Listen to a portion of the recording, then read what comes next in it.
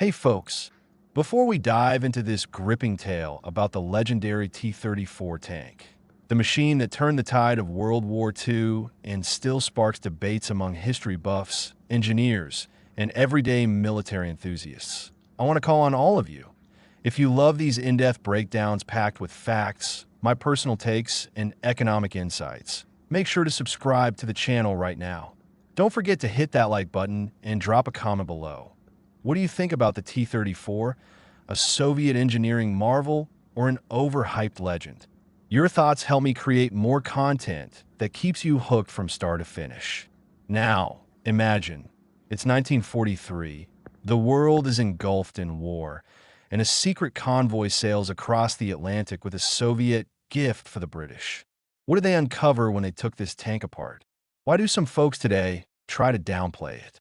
Let's unpack this epic saga step by step with archival facts, economic breakdowns, and my reflections that will make you rethink the whole story of the Great Patriotic War, or, as we call it here in the States, World War II. These days, with social media and online forums buzzing with exposés, it's become trendy to bash the T-34. Folks say it's no masterpiece, just a big misunderstanding. Unreliable, poorly assembled, blind as a bat, with flimsy armor. Some so-called experts claim the Germans weren't beaten because of it, but in spite of it, they just ran out of shells, or maybe those Lend-Lease Sherman from the good old USA pulled all the weight. I read stuff like that and think, come on, how did this unreliable beast make it from Moscow to Berlin, crushing thousands of German tanks along the way? Isn't it more about myths that suit those who can't stomach Soviet achievements? Nah, let's skip the arguments and turn to unbiased sources, the opinions of British experts who, in 1943, got a real T-34 from the USSR and picked it apart at their tank technology school in Chertsey. Their report isn't propaganda. It's straightforward fact from our allies who knew their stuff about tanks. And trust me, what they wrote will have you seeing this icon in a whole new light, especially when we tie it to American tanks like the Sherman that we shipped over via Lend-Lease. Let's kick things off with how the T-34 even ended up in British hands. Spring of 1943, the height of the war. The British military mission in Moscow reaches out to their Soviet allies with a direct request. Share your latest gear. They ask for anti-tank rifles, anti-aircraft fire control systems, artillery, and of course tanks, the T-34 and the heavy KV. The Soviet Union, even amid fierce battles on the front lines where every tank counts, agrees to almost everything except the Katyusha rocket launchers. That was too top secret to hand over, even to buddies. On the 13th of June 1943, they load the tanks onto a ship in the port of Arkhangelsk. Picture this. The convoy battles through the North Atlantic, dodging German U-boats and pounding waves. The risk is massive. One torpedo hit, and those secret machines are at the bottom of the ocean. But they make it, and on the 22nd of November, the T-34 arrives in Chertsey. The Brits classify it as a cruiser tank, fast and nimble, like their own models such as the Cromwell. But it's no copycat. It's an evolution of the design by American engineer J. Walter Christie, whose suspensions both the Russians and Brits borrowed. Only their paths diverged. The Brits went for complexity and crew comfort, while the Soviets aimed for simplicity and mass production. In the British report, put together by the Foreign Vehicles Department, it says, this machine was studied by various specialized departments of the Tank Technology School. They got the operating manual ahead of time, translated it, and used it for their analysis.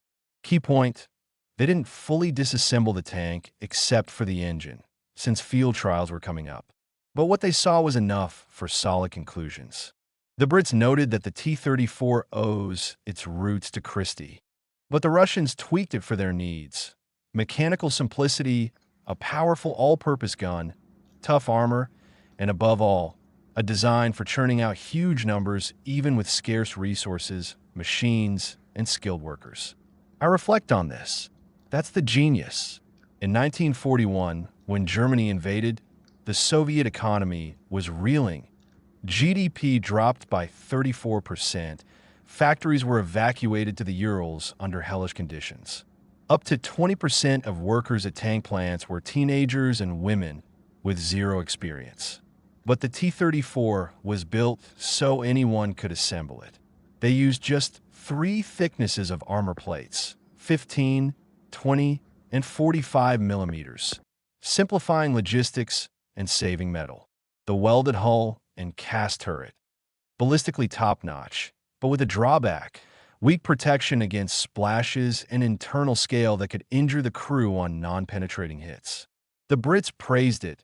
The welded hull and cast turret looked superb from a ballistic standpoint.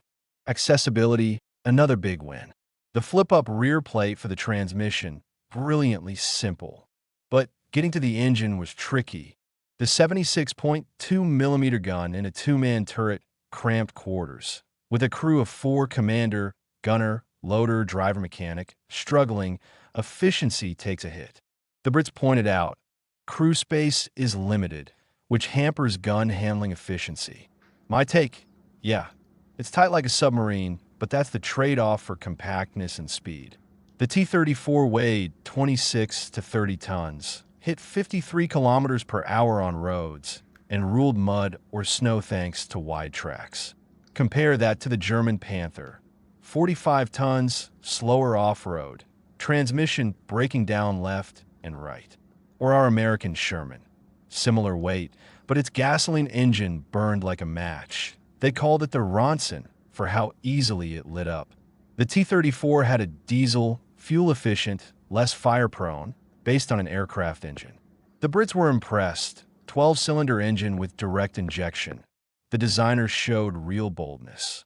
Light alloys, aluminum and castings, all to cut weight. But there were oddities. No cold start system, though the Germans had one. Compressed air helped, though. Christie's suspension, springs inside the armor, fuel tanks between them. Smart space use. Tracks from cast manganese steel with removable grousers. Controls, old school, no power assists, contrasting British ways. Materials were solid, castings defect-free, but finish rough where it didn't matter. The Brits wrote, where high standards are needed, quality is excellent, but elsewhere, crude, could be improved at more advanced factories without extra man-hours. And tons of inspection stamps, sign of tight quality control. In the end, a realistic view and practical approach to combat machine needs shown through fully. The Brits called the T-34 a first-class engineering achievement. Now, let's shift to the economics, my favorite angle, because wars aren't just won on battlefields, but in factories, something we Americans know from our own industrial might during the war. The Soviet Union in 1941 lost 40% of its industrial base to occupation, but evacuated 1,500 factories to the Urals, a massive operation that took huge effort.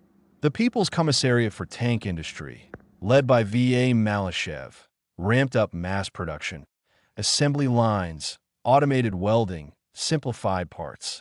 The cost of a T-34 dropped from 269,500 rubles in 1941 to 135,000 in 1943, a 50% cut. How?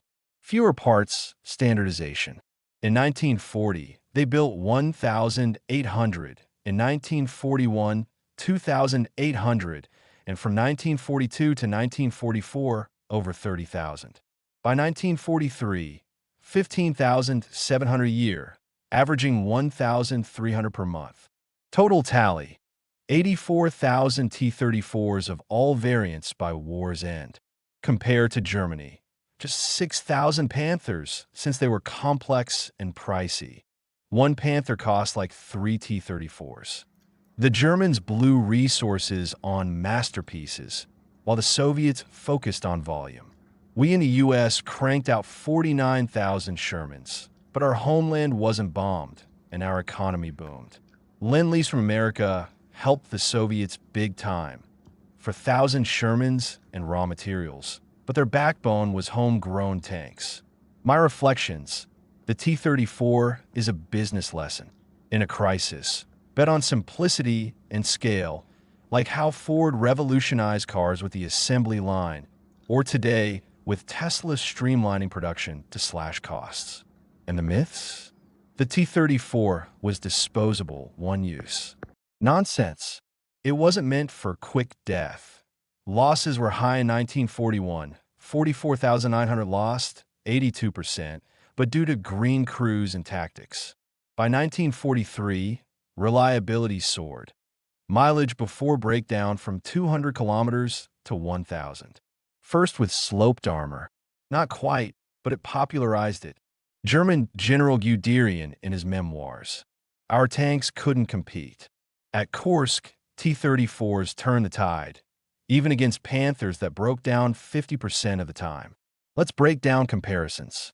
T-34 versus Sherman. Both medium tanks, but the Sherman was comfier. Radios in every one, better ergonomics, though thinner armor and more prone to fires. Crew survival higher in Shermans, but T-34s owned off-road conditions. Versus Panther. German 75mm gun punched farther, 170mm penetration versus 75 on early T-34s. Thicker armor, but Panthers had 650 horsepower, yet constant breakdowns, costlier. On paper, Panther wins. In reality, T-34 triumphed with numbers and mobility. The T-34's role in the war was massive. In 1941, it shocked the Germans. In 1943, Kursk. In 1944 to 45, all the way to Berlin. Post-war, Korea, Vietnam, even in museums as late as 2023. Upgrades. The T-34-85 with an 85mm gun in 1944, a counter to Tigers. Production ran until 1964. And wrapping up, the T-34 isn't perfect, but it's a legend, a symbol of resilience. The Brits respected it. Economics proved its brilliance. Don't buy the myths. Dig into the facts. Folks, that was a real epic. If you made it to the end, you're true enthusiasts. Subscribe to the channel for more stories like this. Comment below. What's your favorite tank? Hit like, share, and see you next time in the world of war mysteries.